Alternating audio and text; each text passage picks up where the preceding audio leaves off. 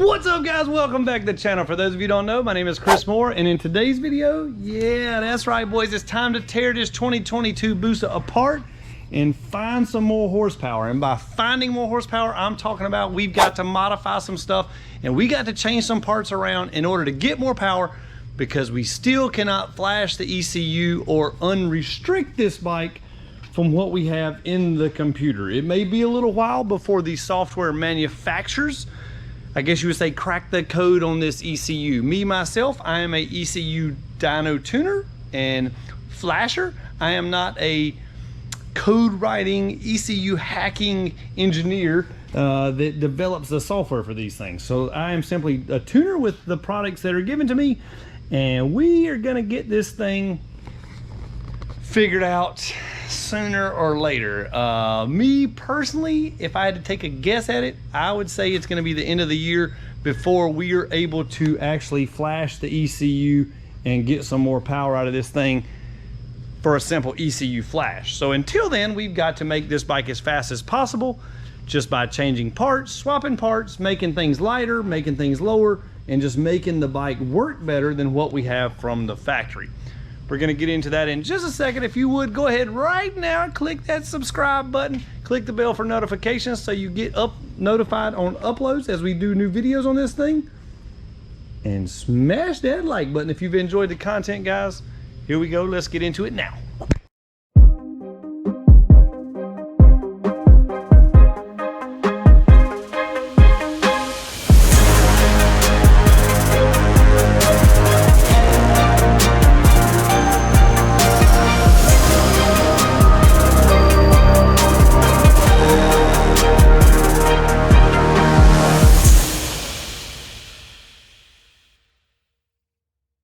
Look at what just showed up in the mail. Yep, that's right, boys. Finally, my plaque has came straight from Suzuki that we've got for these things for purchasing these. I guess you say a pre-order purchase. So let's see what this thing looks like. What did we get in the mail? Try not to cut my fingers off with this razor blade. They got it packaged up very nicely. I'm gonna put this down on the tripod here. Let's see what we got.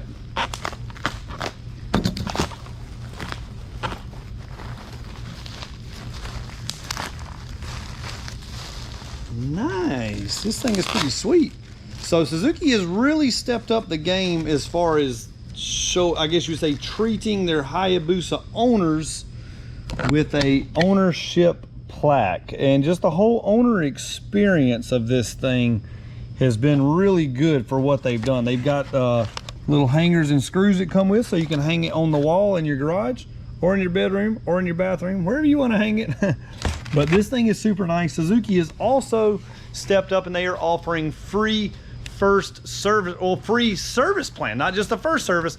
All the services are free. I think for the first 2 years of ownership of this thing, they have stepped up and given all the owners who pre-purchased these things, who pre-ordered them, you get all the services for free. So it's called Suzuki Premium Care. Enough talking about that. Let's get this thing apart. I have already taken the screws out. You see how these dash panels just pop off in order to remove or lift up the gas tank? You do have to pop off those panels from each side. And then once you get the panels off, you see they're not super hard to get off. When the bike is brand new, it is much harder. As I say, they're not hard to get off. And here I am struggling with getting it off. Let's pop this thing off. There it goes. You just got to hold your mouth right. These pop off fairly easy. And then after you pop them off, you've got a couple screws here, one here, one here. And then you have 4 gas cap bolts you have to remove in order to take the tank shell off. So I'm going to do that right now. I'll be back in just a second. All right, so we just got all the screws removed from this. Now this is held on with some, I guess you would say, Velcro and some just kind of little clips. They just kind of pull and pop in. So you simply just lift up on that. We've got to lift up on this part. This lifts up over that little tab there, which is kind of tricky as well. And then you simply just kind of pull and pry, and boom, this piece pops off as well. Hopefully it won't be long and Montgomery Motorsports or someone will be making carbon fiber tank things, tank shell, whatever you want to call it. But that would be super cool. Carbon fiber dash panels. We need to carbon fiber this thing out.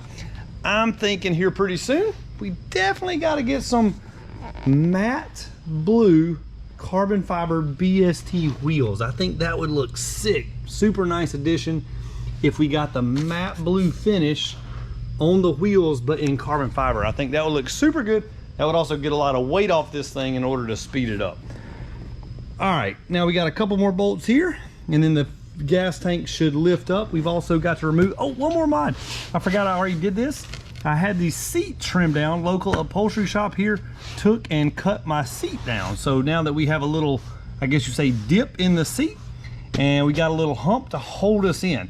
This is still using the factory seat cover. You could do this yourself if you wanted to. Me, I took mine to the upholstery shop. They've been doing them for years for me. You can see it's real nice and sleek looking, almost still stock appearing, and pretty inexpensive mod. You could just pop all those things out there, get like an electric carving knife and just shave it right out, and boom, get yourself a lower seating position. Now these just kind of pull back. After I get these screws out, the tank will lift up. We're going to get inside this airbox here in just a second.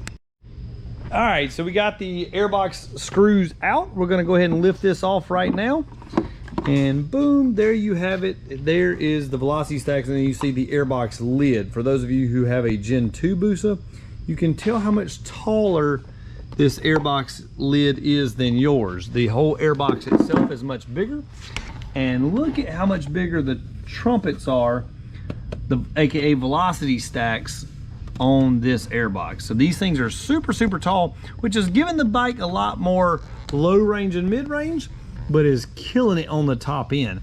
And I personally think that Suzuki has done this on purpose, and that's how they're restricting the bike some. So instead of doing it a lot through the ECU, closing the throttle plates back off, I personally think that they are doing it through these velocity stacks and limiting the top end like that. And not only that, they're also cutting down on the noise in the air system, which is what they, I guess you would say, look at for regulations and stuff.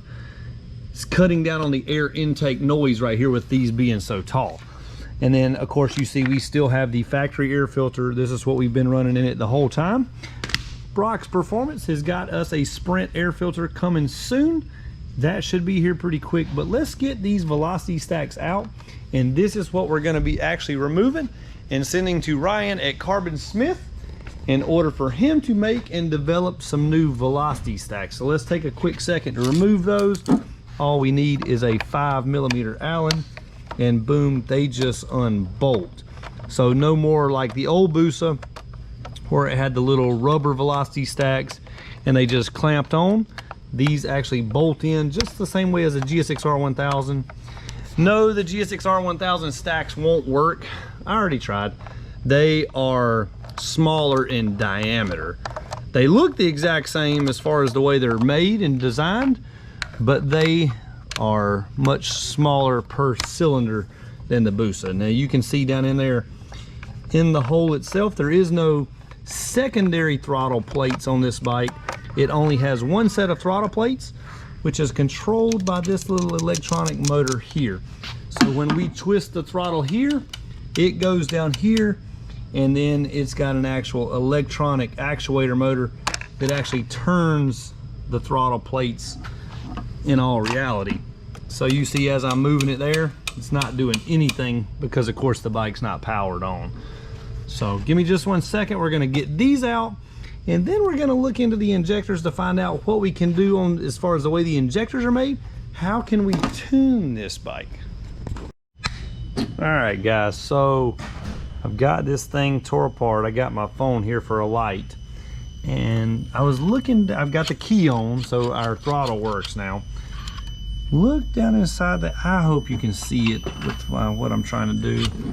So I gotta try to hold the throttle down. Hold on a sec, guys. Hold on. We'll get it. We're holding this down with my wrist, and then we'll hold the light with this hand. Anyways, what I'm trying to show you Man, a port and polish head would really wake this thing up. The head on it is, I guess you would say, a natural surface. In other words, it's not polished in any sort of way. So a port and polish cylinder head would really do a good job on this thing. But one more thing that I've noticed is whenever I took the velocity stacks off, see those holes right there? Those holes are actually what the fuel injectors go into. So the injectors, the second set, you see we got one set still in there that goes in below the throttle plates. But the second set of fuel injectors, which are the same thing as a GSXR 1000, 2017 and up, by the way. You know what that means, right? You don't know what it means? I'll tell you in a minute. So anyways, those injectors spray into the velocity stacks, and the velocity stacks have like a little, I guess you would say, diverter plate. So what happens is the fuel sprays in to the hole here. I can't show you with one hand. The fuel sprays into this hole, hits that diverter plate, then it, I guess you say, atomizes. In other words, bursts into little tiny particles like a mist, and then goes down into the engine. Where like a GSXR 1000 has the fuel injectors sit up here in the very top of the airbox, and they spray straight down a fine mist there, which in my opinion I would have thought would have been better. But somebody at Suzuki must have came up with something here thinking this would work better. So I don't know, we're gonna have to do some testing and research on that, because the velocity stacks, if we make them super short, would the fuel come back out the top? I don't know, maybe.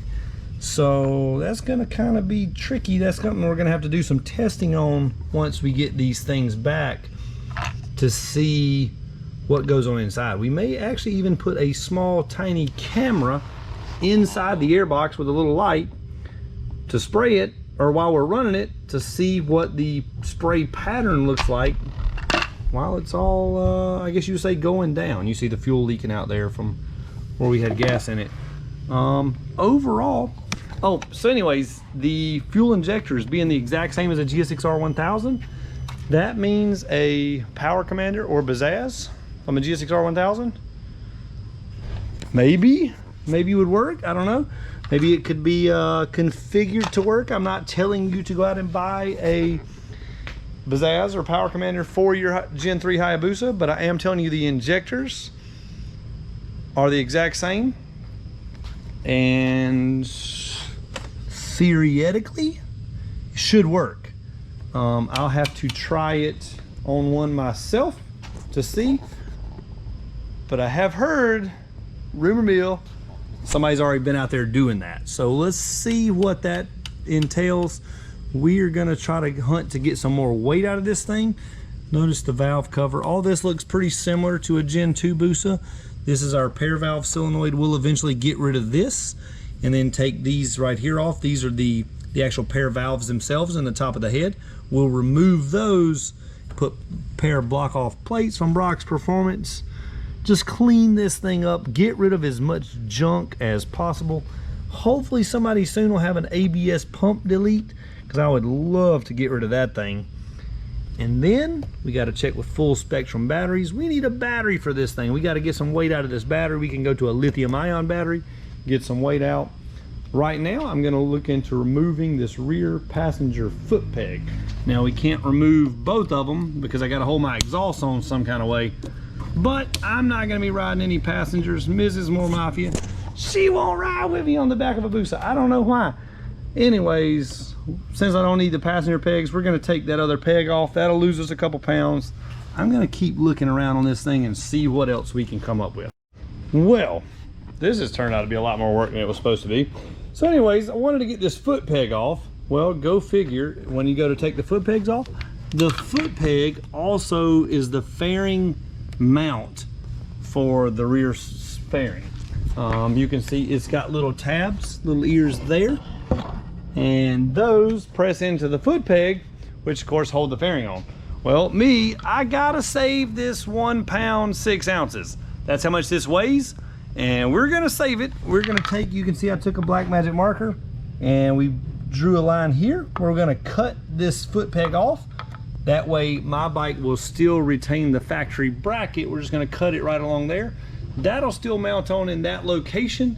Keep us the factory mount for the tail section, but we still lose that 1.5 pounds, boys. Look what else I did. I know you guys are happy about that. We got rid of the rear tag bracket. Here it is, about to go right into the trash can. So that thing weighed 6 ounces. So with the 1.5 pounds we shaved off the foot peg, the 6 ounces we shaved off there, that's 2 pounds, boys. 2 pounds, that's not that big a deal until you're trying to get every last little inch. There's a time slip. Until you're trying to get every last little ounce out of this thing, and then that 2 pounds really matters. So while we're looking, we might as well, I'll show you every little inch of this thing.